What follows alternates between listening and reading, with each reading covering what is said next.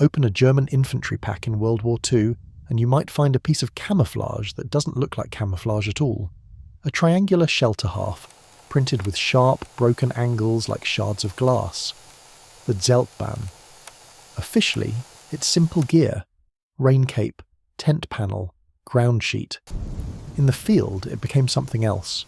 A deployable camouflage tool. Because you can't always hide a man by changing his uniform. Sometimes you hide him by changing the shapes around him. And the pattern printed on that cloth, German splinter, was so geometric that it shouldn't work. Yet it did. Not by matching every environment, but by exploiting a truth every camouflage manual eventually admits. At distance, your eye doesn't read details, it reads recognition.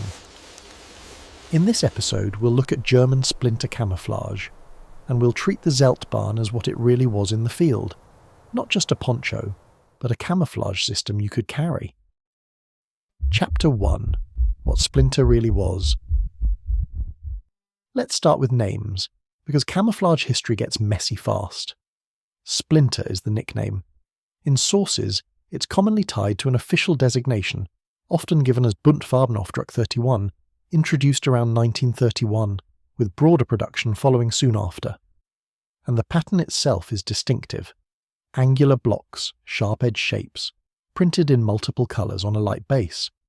Then a second layer, diagonal dashed lines that look like rain or grass strokes, what many references call raindrops. Now here's the key. Most people assume camouflage must look organic, like leaves. Splinter doesn't. It looks like geometry. But geometry can still disrupt recognition, because what matters is not, does it look like a plant? What matters is, does it destroy the human silhouette? Does it break long, straight lines? Does it prevent the eye from locking onto a single, clean shape? That's where Splinter quietly wins. The hard angles create false edges. They cut across the body and gear so the eye can't easily assemble person from parts. And those diagonal dashes do something important.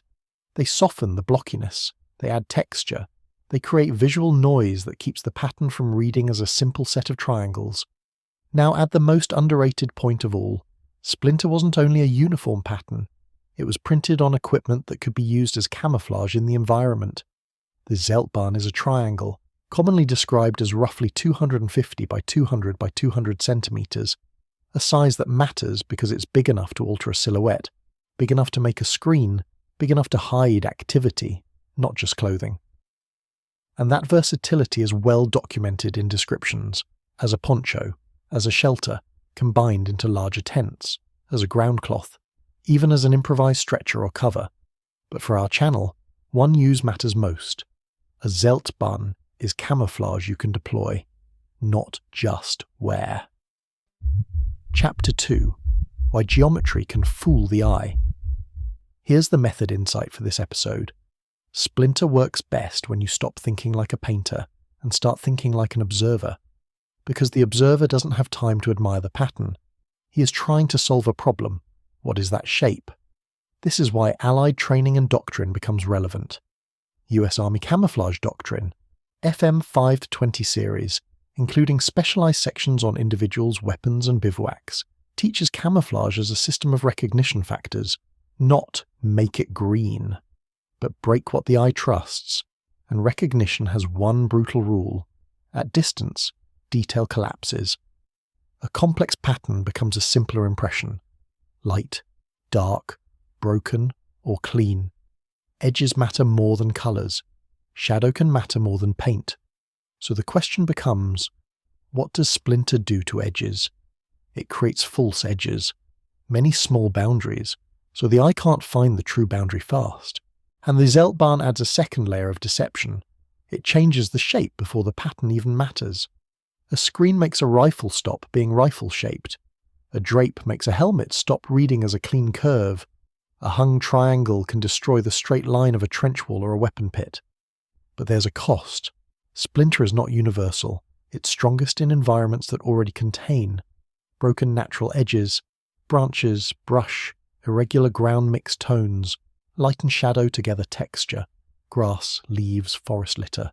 And it becomes weaker where the environment becomes clean.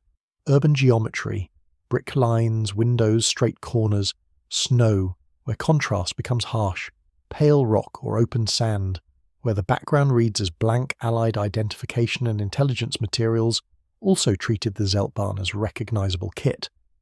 That matters because it tells you two things at once. 1. The item was common enough to be worth teaching. 2. Camouflage is never invisible. If the enemy knows what to look for, he will try to train his eye to find it. So let's be honest. Splinter didn't make men vanish. It brought confusion. It bought seconds. It disrupted fast recognition.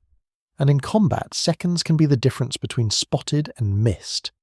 But it also had failure modes, predictable ones. A Zeltbahn hung too neatly becomes a rectangle. A screen with straight edges becomes a sign. A shelter pitched with perfect symmetry becomes architecture. And there's an irony that shows up in every camouflage system. The cloth may be perfect, but the activity around it still betrays the position. Chapter 3. 2 scenes, 1 tool, 2 outcomes. Now we ground it.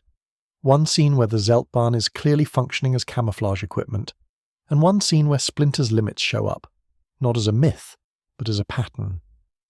Case 1. A screen, not a uniform, success pattern.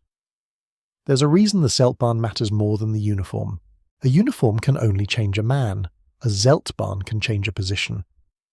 In a period photograph, often described as showing a German machine gun position in early 1942, what's striking isn't a heroic moment.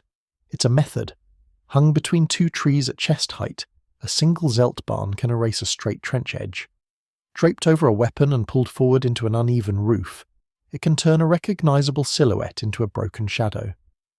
The gun doesn't dominate the scene as a clean shape. The position reads as broken forms and shade. Whether or not we can identify the unit with certainty from one image, the lesson holds.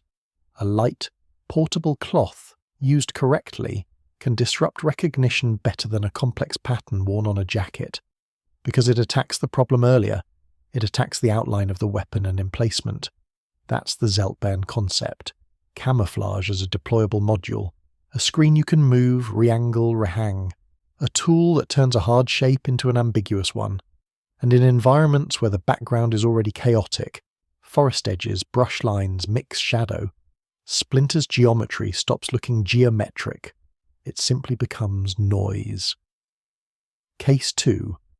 When the environment changes the rules, limitation pattern. Now we flip the scene. Not to a single famous incident, because that would demand a kind of sourcing we don't currently have. Instead, to a limitation pattern supported by doctrine and common sense observation. Splinter is not designed for clean backgrounds. Put Splinter in an urban street, and the world becomes straight lines. Your eye starts looking for angles and corners, and Splinter is made of angles. Put Splinter against snow and contrast becomes merciless.